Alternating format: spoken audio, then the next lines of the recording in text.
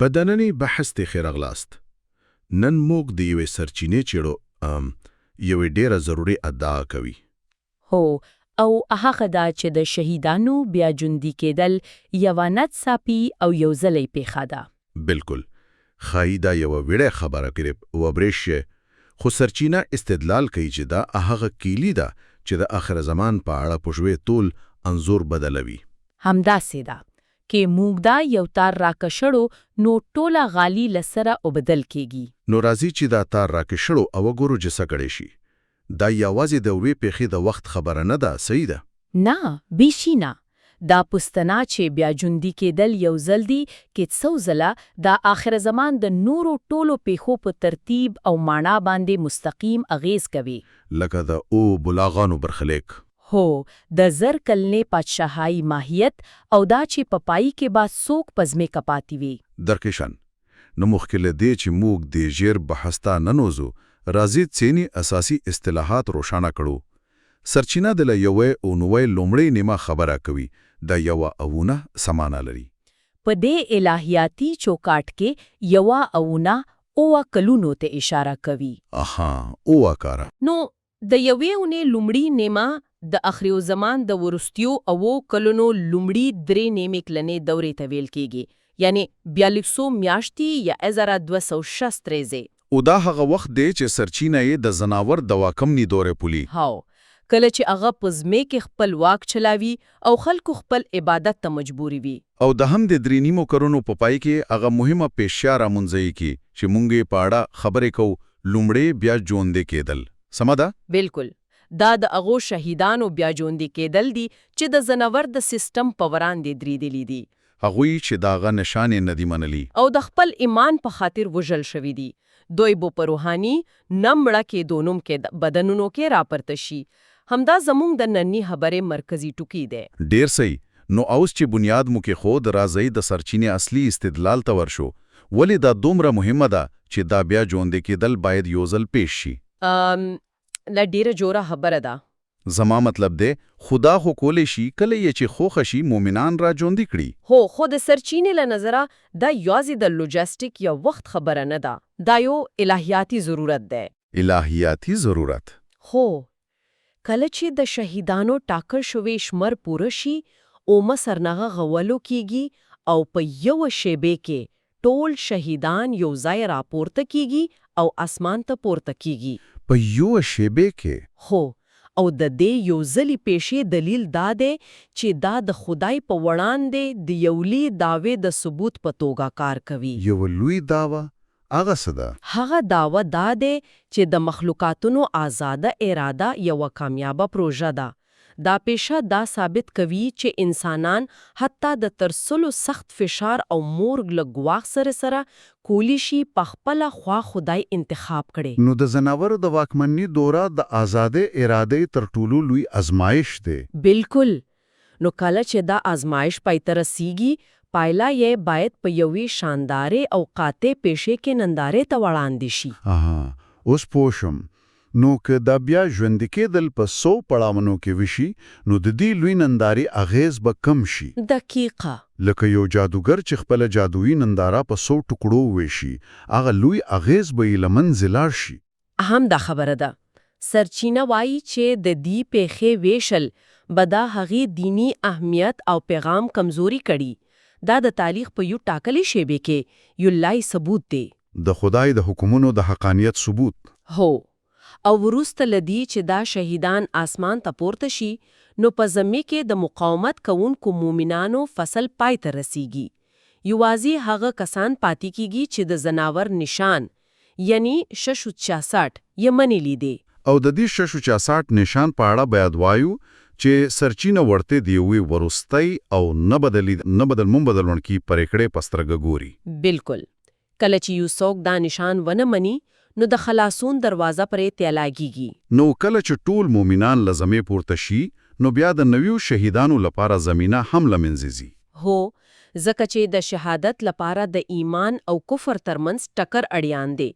کله چې د ایمان ټول استازې له صحنې وځي، نو بیا د شهادت امکان هم نه پاتې کیږي. او په زمې به یوازې د زناور عبادت کوونکي وي. چې بیا به په هغوی د خدای قهر نازلیږي. خو دې خبره یو بل ډیره مهمه پوښتنه راپورته کړه که ټول مؤمنان د اوو بلوګانو لراتخ مخکې اسمان ته پورته کیږي نو دا د هوی له عذاب سره د ژغورنې یو لاره ده. همداسې ده. دا خو په هغه اهم تصور کې یو ډیر لوی بدلون دی چې ګواکې مؤمنان به هم په زمې کې وي او د سختیه به ګالي. هو او سرچینه د لپاره یو ډیر په زړه پورې تاریخي دلیل وړاندې کوي. کوم دلیل؟ دا مونږه د موسی علیه السلام زمانه ته بیایي. کله چې په مصر لس ولوګانې راغلې لومړی درې د اوبو په وینو بدلیدل چونګړ شو اوس پیغو په مصریانو او اسرائیلو دوانو راغلې. نو اسرائیل هم په دې لومینیو سختیو کې شریک وو. خو او دا د هغه وخت لکراوونو سره ورتوالی لري چې مومنان یې د زناور د واکمنۍ پر مهال ګالي. دوی هم په لومړیو سختیو کې شریک دي. صحیح ده. خو بیا کې څه بدلیږي. وروستۍ او بلوګانې لکه د میچانو یرغل، تساریحیو مرګ، ژالي، ملخان، تیارا او د لومړي زوی مرګ دا ټول یوازې په مصریانو راغلي. او اسرائیل ترې خوندي وو؟ بالکل. اسرائیل چې په ګوشن سیمه کې اوسېدل لدی او بلاګانو څخه په بشپړه توګه خوندي وو. خدای د خپل قوم او د هغوی دشمنانو ترمنځ یو فزیکی توپیر رامنځته کړ. نو دا تاریخي پیښه د راتلونکو لپاره یو نمونه یا یو سیوري دی. دقیقاً. لیکن همغه چې د موسی علی السلام په وخت کې د خدای خلق لورستو او بلاکانو خوندي پاتې شول د آخر زمان مؤمنان به هم خوندي وي. هو خو لوی توپیر دا دی چې دا ځل به دوی په زمې کې په یوې ځانګي سیمې کې نه وي بلکې په بشپړه توګه به لزم کې پورت شوي وي. دقیقاً.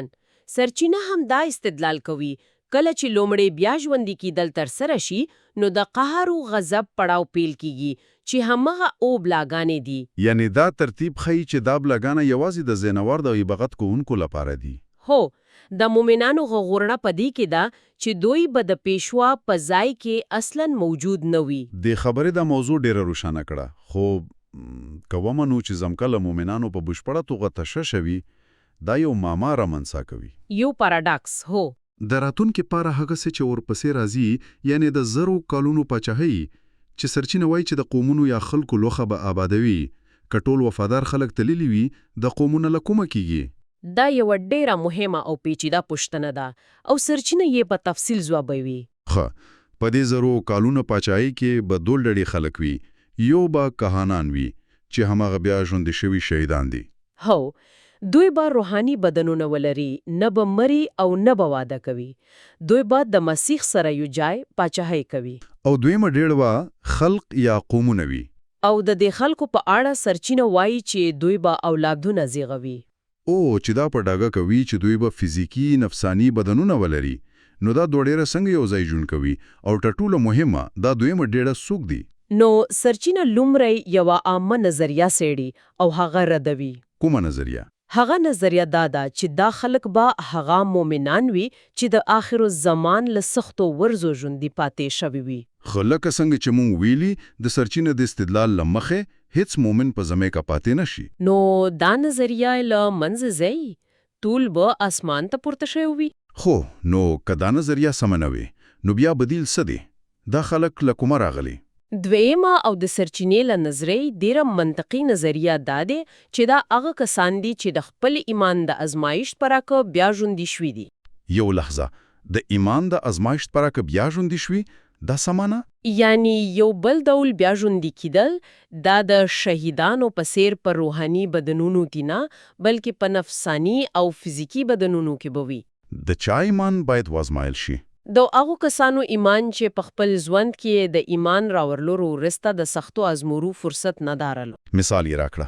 سرچینه د هغې غله مثال راوړي چې په صلیب باندې یې توبه وکړه او عیسی علیه السلام ورته د جنت وعده ورکړه. صحیح. هغه ایمان راوړ خو سمدستي مړ شو. د هغه ایمان هیڅکله داسې نه له ازمایل شو لکه د هغه شهیدانو چې د زنور په مقابل کې خپل ژوند له لاس ورکړه. نو دا نظریه وایي چې د نجات لپاره یوازې ایمان کافی نه دی بلکې دغه ایمان ازمایل هم اړین دی. دا یو ډیر سخت ریز دی. دا د سرچینې یو له کلیدي ټکو څخه دی.